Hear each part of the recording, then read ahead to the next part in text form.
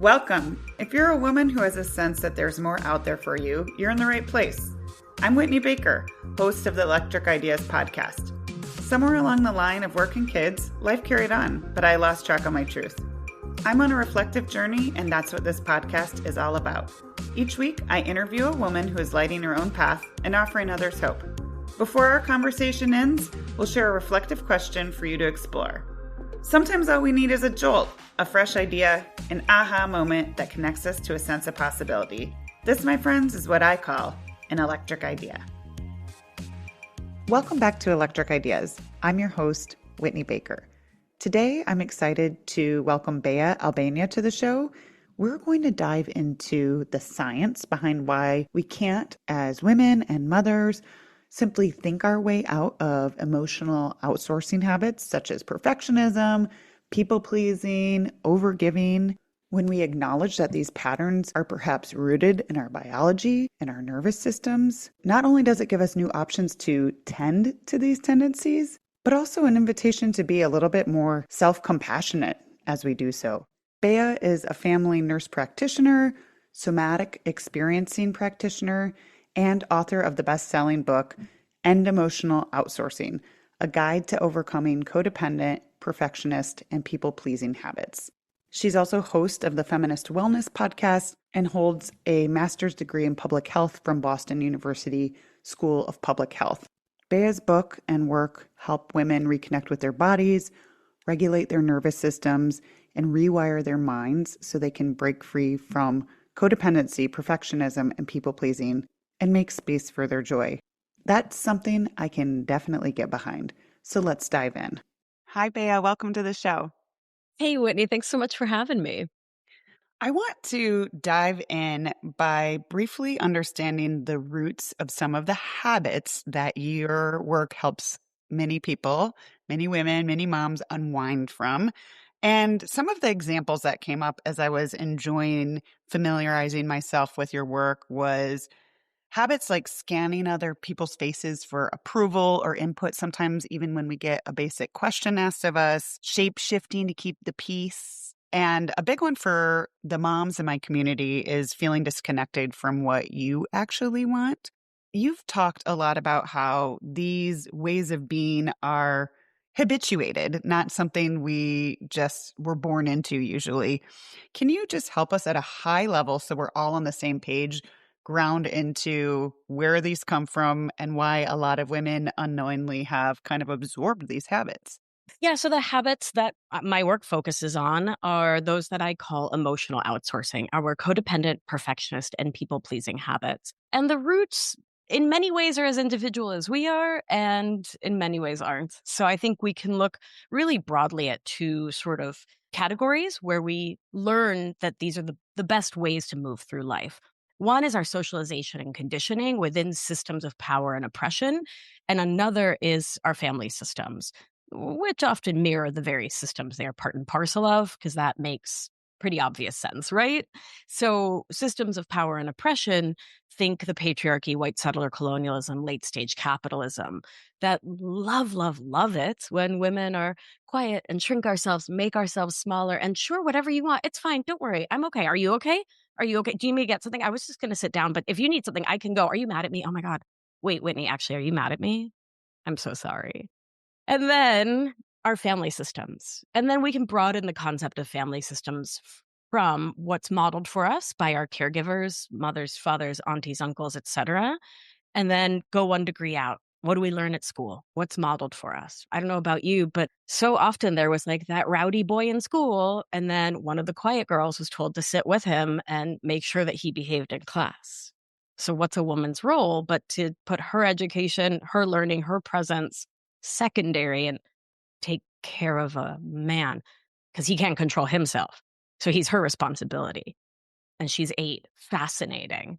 Religion, culture, community, right? And so we can sort of step it on out to see how so much of this world is teaching all of us, but specifically and especially human socialized as women, that the best way to move through life is by having these habits. And it's what gets applauded, right? So you've coined a new term, emotional outsourcing. Why was it time to update our language around everything you're just talking about?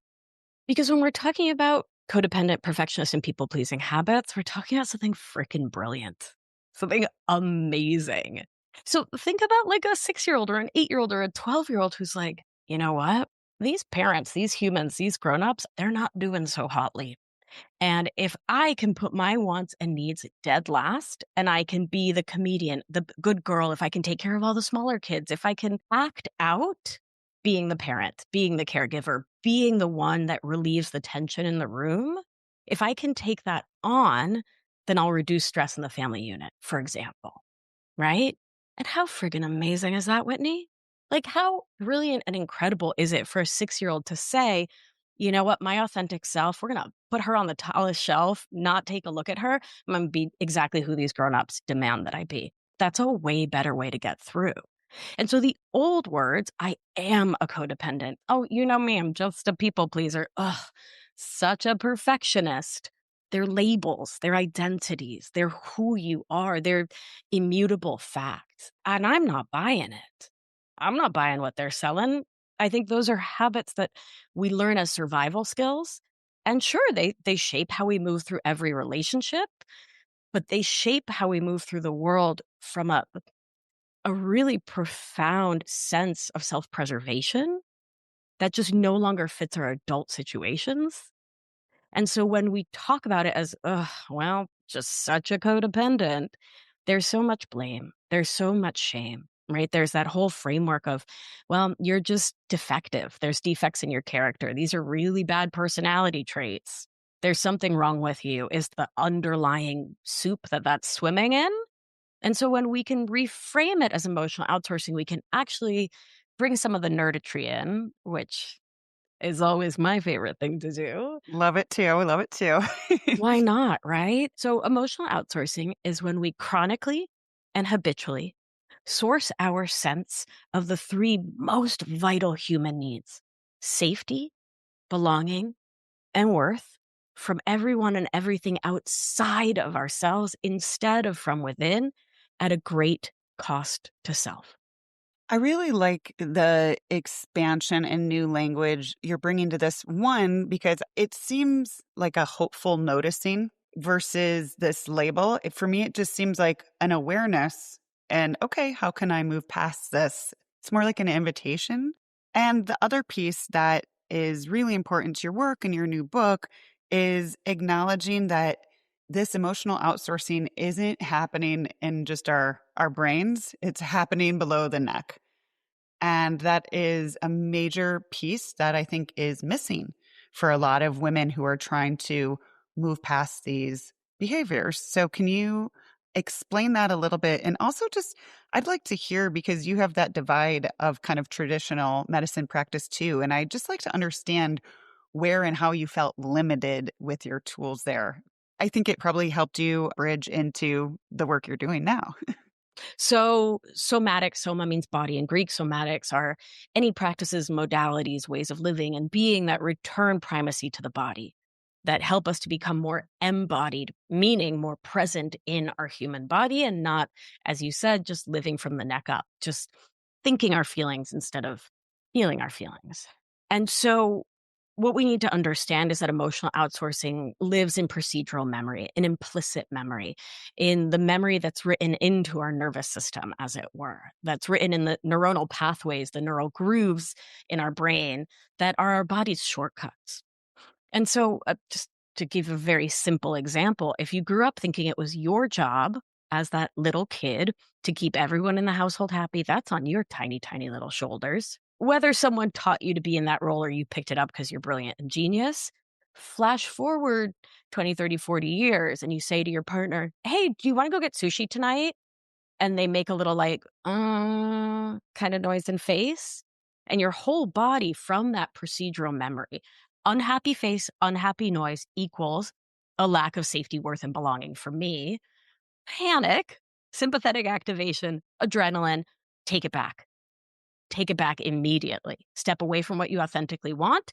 Give them what you might guess that they actually want. Put self last. Take care of others. Ensure survival. which once again is pretty freaking genius. And so then you go from, ooh, I've been craving sushi for weeks to like, don't worry about it, forget it. Do you want to get a burger? Let's go get burgers. We could do pizza, we could do burgers. And all of a sudden, where's self? I don't see self.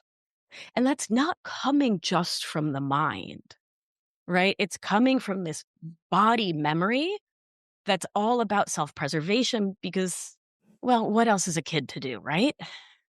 And so when we're working to break the cycle of emotional outsourcing, mindset matters, top down matters. The way you think about yourself matters. And it has to be about rewiring your nervous system and your body patterns towards the goal of feeling safe existing as your own whole person. Understanding that emotional outsourcing it's a physiological survival strategy. This strategy keeps us oriented towards others, hyper attuned to their emotions, walking on eggshells, anticipating their needs before they're spoken. And so that's the wiring in our nervous system, right? To prioritize that external safety over inner internal stability. And so that's where somatics come in because emotional outsourcing pulls you away from self and melds you with the people around you. It brings a lot of role confusion, which I've alluded to, but like, who's the grown up? Like, who's in the parent role? I mean, is it the oldest daughter? Often is, right? I mean, especially for millennial, that's all I can speak to, right? But I feel like most of us were pretty feral and doing a lot of care that really wasn't our job. And so anyway, so somatics brings you back in because before you can shift your behavior, you have to actually feel yourself as a separate person, which we can't in emotional outsourcing. Their feelings, their wants, their needs are yours. Their tummy ache is yours because you got to handle it. You can't let Yeah. them have man flu on their own. Yeah, just to go a little bit further into this, and I promise we'll circle back on everything else, but I think that sometimes women, when they go into this type of pattern where they feel activated in their nervous system, they, either they tell themselves or someone else might say, calm down, calm down. And one of my least favorite terms in the history of the world. Oh my God, it's the worst. It's the worst, and it also, based on everything you share about the nervous system, it doesn't work, right? So, when we as moms, which every mother, I'm sure, has those moments where we experience what I call tells. Like in my language, that's when you might all of a sudden feel your shoulders creeping up or your chest constricting, and you feel like you are at that tipping point where if you're part of this community, hopefully you have a little bit more of an early awareness that, yeah, the claws are going to come out or you're going to Right. tip into that space of reactivity, communicating in a way that doesn't honor your highest good. What can we physically do? Because we know we can't talk ourselves out of it. Right. So the work starts long before you're in the might do a murder moment. Right? Everyone wants to know, what do I do when I want to kill? And like, I can teach you things, but it's kind of not the point. You know what I mean? So there's a difference between somatic practice. Now I'm going to do a thing, and somatic praxis, which is living in this new way. And my work is always, we got to learn the practice to get to the praxis. But the goal is somatic praxis, where you're just living in an embodied way. I mean, I can't help but think of Bad Bunny. He's like so in his body. Like it resonates off of him, whether he's dressed as Shrek or he's at the Super Bowl. Like you can tell he's present, he's congruent, he's there, you know? Yes. So what can you do in the murder moment? Okay, fine. I'll teach you a murder moment thing, but then we got to back the boat up. All I right. We'll do agree. both. Okay. All Compromise. right. Got it. So I'm going to teach an exercise that involves moving your paws. If your paws don't move, we honor you, we love you. Picture paws moving in your mind. Because if we can use the visual cortex, it often does a really similar thing to the autonomic nervous system as moving your actual body, which is pretty freaking cool. So, all right, so you're going to take your thumb, and if you're revved up, if you're like, I'm going to kill, you're going to move slowly. And it's going to be so annoying. But like Whitney's so annoying. And that's okay. You got to breathe through it. It's better than like having to apologize for really effing things up, really sticking your foot in it or screaming at a kid or a dog or a barista or like whomever you might want to scream at in that moment. So you're going to take your thumb and you're going to tap your first finger and say, 1. Tap your New York finger and say 2. Your ring finger. 3. Your pinky. Then you'll come back 4, 3, 2, 1. But like the more you are inching your way towards an orange jumpsuit, the slower you're going to go. Like till you're putting curses on my head. I'm available. Yell at me in your head instead of like the barista in front of you. Be like, damn that bad. Now I have to go so slowly. But the slower you do it, the more it starts to just change the channel in your nervous system. Now it's popular to talk about the nervous system getting revved up and getting but just as common as checking out is going numb is wait, what? Oh, sorry, I got flooded and overwhelmed and I went dorsal and I didn't. Sorry, you were scolding me for something. You were mad at me for something. You were telling me I'm just like my mother. What did you do that triggered me? I don't even remember because I'm a deer in the headlights. I'm a possum playing possum. I'm just what? Now, that's the dorsal state in the nervous system, and we want to work very slowly with that. So if we're going too fast, it is safe most of the time to slow ourselves right down. But when we are too slow, it is not always safe to speed ourselves up. It makes sense. You can slow down a racing toddler, but you're not going to yell at your grandmother, get up and run. Right. Right. Good comparison. Yeah. Honor the system in front of you. So you're going to take your thumb and tap your first finger and say 1, and then 2, 3, 4, and breathe and start going a little faster. 4, 3, 2, 1, 1, 2, 3, 4. You can feel it starting to pep you up, but go slow and steady and give yourself a lot more spaciousness if you realize you just totally zoned out and you're like, what? If you zoned out, like you're sitting on a park bench at the end of the day and it's not for a reason, who cares? But if it was in an activating moment and your nervous system put you into freeze as a feigned death state, which is what it is, Mama, go slow and steady with that one, all right? Slow and steady. I'm glad you spoke into that and made that Yeah. distinction. Yeah. Thank you. Yeah, of course. Yeah, we got to take good care. It's very popular to give out nervous system and somatic advice in a 90-second reel. When you look at my Insta, you'll see I don't really do that because there's a lot of complexity here and there's a lot of subtleness and a lot of care that needs to be taken.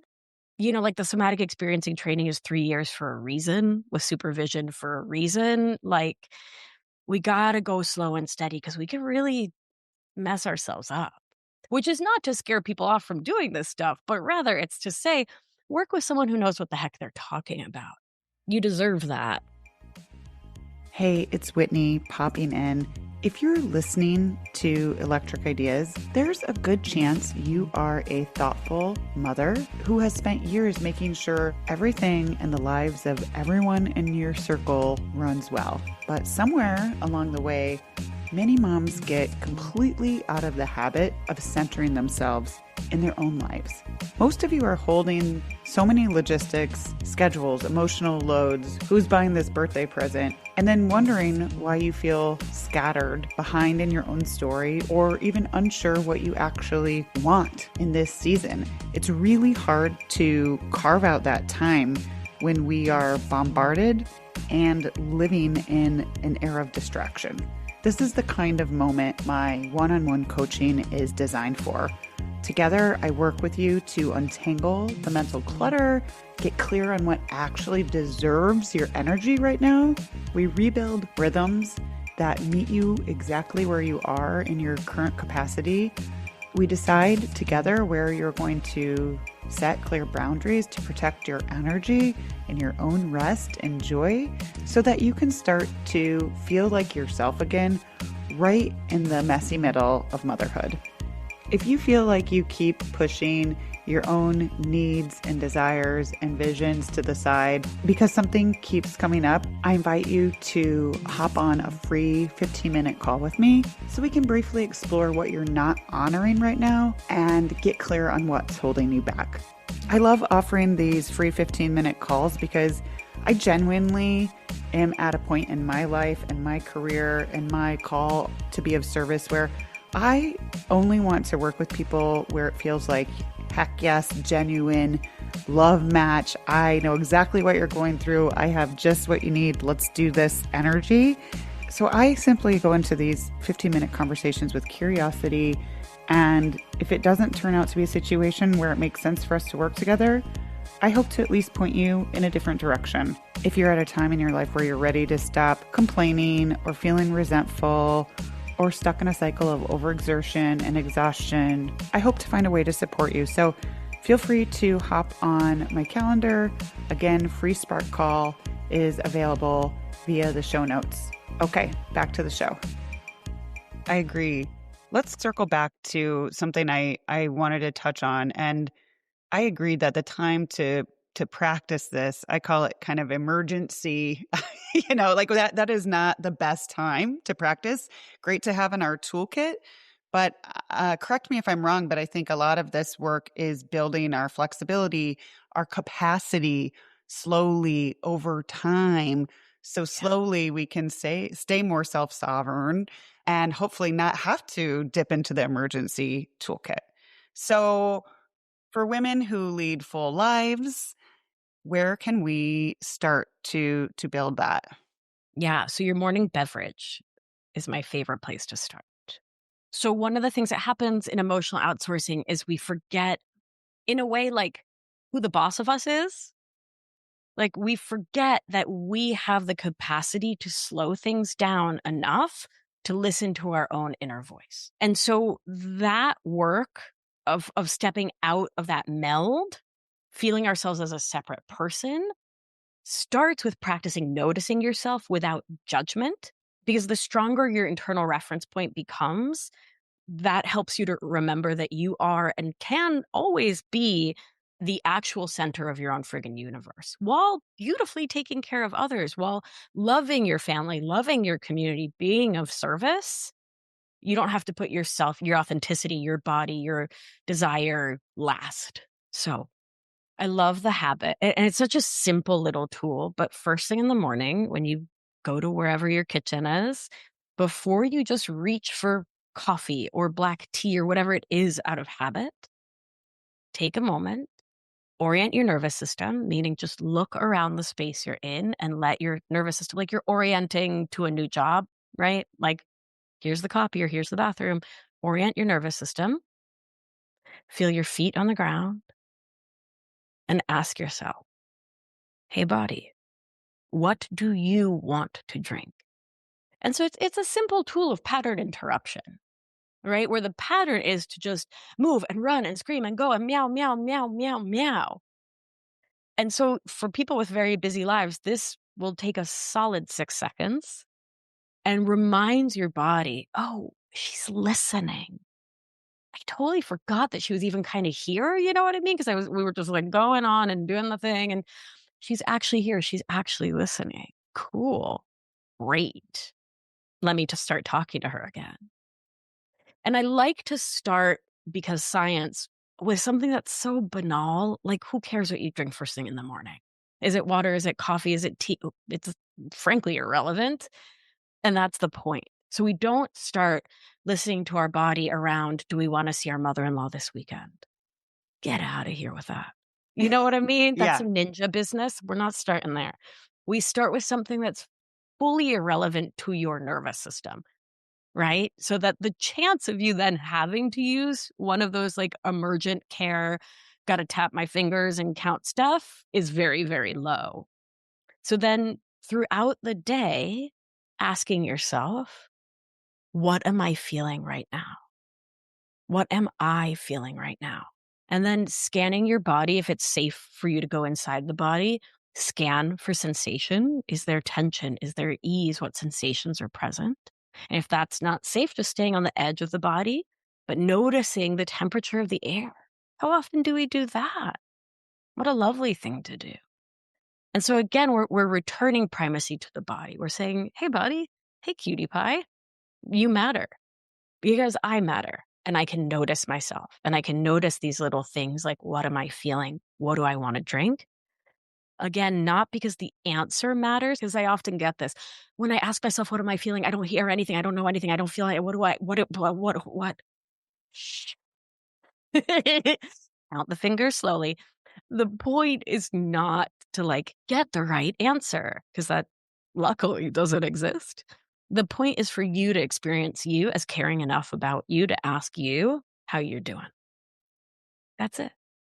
The most important word in there was you, which is a big change for most of us, right? Right. And I feel like just that regular check-in begins to create a dialogue. And I think that you're more likely over time with intentional practice of this sort of checking in to maybe have a little bit more crisp, clear, trusted answers in some ways for some people. Yeah. Yeah, for sure. What have you found in your work with clients who are kind of having these aha moments with nervous system and learning? What has been one piece of misinformation you've had to clarify? Around the nervous system.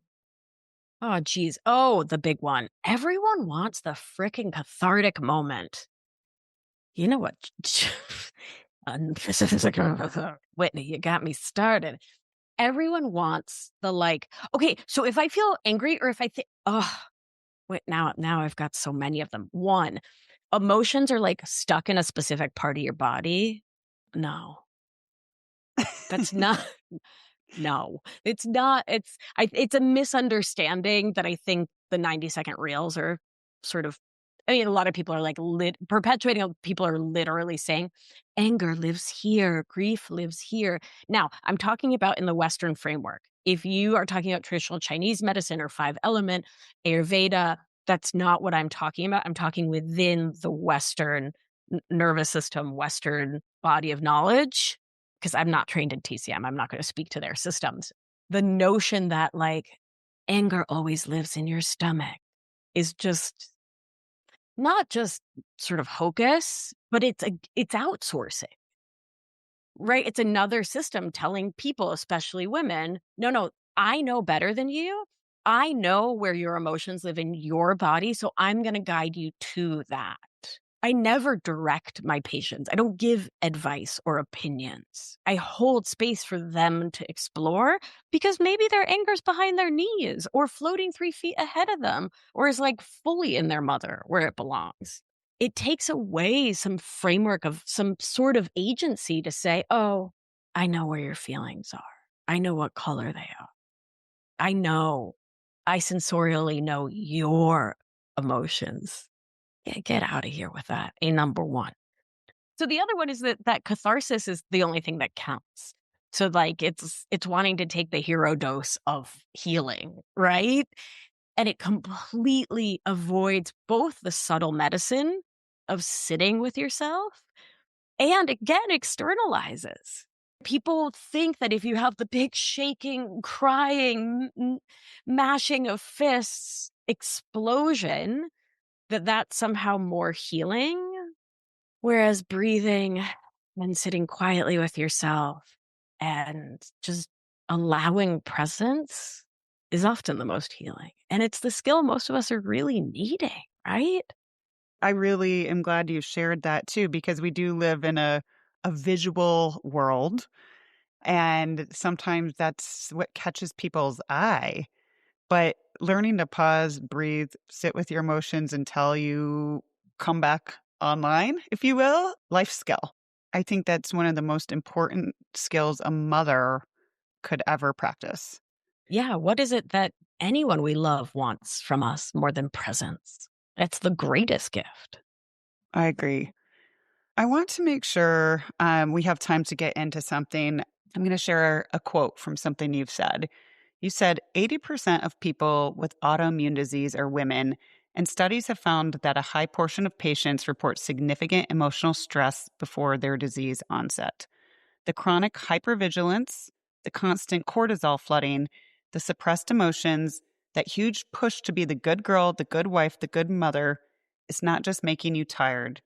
It's all setting the stage for your immune system to potentially turn on it.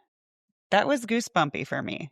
And I found a lot of women, including mothers who perceive themselves as being wellness forward, are very focused on their exercise and nutrition, both great. But I think that we are at a loss and it's really a missing piece to Yeah. embrace the kind of work you're teaching. Yeah. Gosh, we are so trained to continue to do exactly that self-abandonment. Yeah. So I think that a lot of people don't understand the breadth of consequences, not only in the moment and how you feel and feeling like crap because, you've made these poor choices, but from a disease perspective. Yeah. To loop us back to the beginning, why did I need to create a new term? Because the old terms made us feel like crap. They were full of shame. They were full of blame. They were full of, well, if you just weren't this way, then you wouldn't have these consequences. Oh, guilty of people pleasing. Like, how many times have we said or heard our friends say, oh, I'm just guilty of loving too much. I'm just guilty of. And so what does that do when we're already living in this elevated cortisol state, right? When we're flooded with these inflammatory markers, when our cytokines, our whole nervous system, our immune system, which move hand in glove, are so friggin' revved up because we feel unsafe physically, emotionally, spiritually, energetically, every possible frickin' financially, every way in life. We are trained up to continue to beat ourselves up the way the systems already did. And so that then keeps us in this loop where we're victim and perpetrator, but like with ourselves, because we're trained to be that way, right? We're trained to like, you shouldn't be able to pinch an inch, right? We're trained up to critique and criticize ourselves in every way about our physique, about our clothes, about our looks, about our gray hair, about our wrinkles, about our intelligence, our habits, are right on and on and on. And this just keeps us in this autonomic state of hypervigilance and panic where like everything in life feels like that's a lion. That's going to attack. It's a bear. But it's just life being lifey. And so this whole hamster wheel we're living on is just an exhaustion machine where we're running on fumes. We're not nourishing ourselves physically the way we need to, emotionally, energetically, spiritually. And so, yeah, our immune systems get into this revved up state the way our nervous system does. That leads the body to attack itself because it's socially, we've been trained to attack ourselves. And we've been taught that good girls and good moms and good daughters do attack themselves constantly. And without another framework for living, what the hell else are we going to do? What are you going to do if not the only thing you know to do? But instead of seeing it that way, instead of seeing like, yeah, of course I spent 20, 30, 40, 80 years living this way because I was trained to, it's somehow my fault. Mea culpa, right? It's me, I'm the problem. And so that just keeps us in that same revved up state. So of course Hashimoto's. Of course Hashimoto's. Because when the nervous system is revved up, it not only impacts the immune system, it impacts digestion wildly.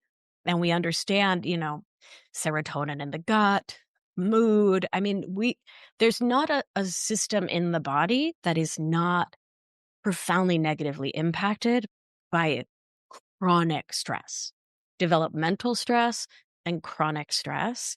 And that's really well documented, right? I can point to a very long list of white papers talking about stress and cancer stress and diabetes stress and autoimmune.